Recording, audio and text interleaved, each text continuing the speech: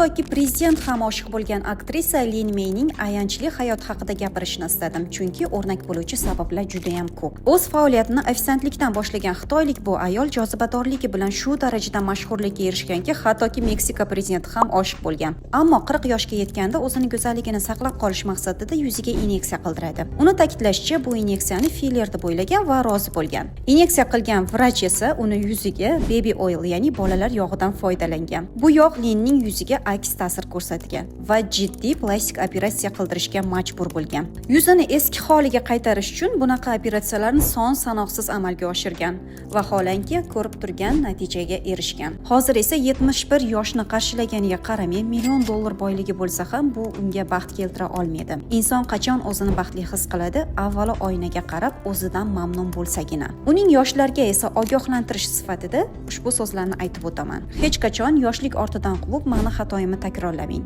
Agar menga imkoniyat berilganda edi, aslo yuzimga tig' tekkizmagan bo'lardim. Ammo endi kech.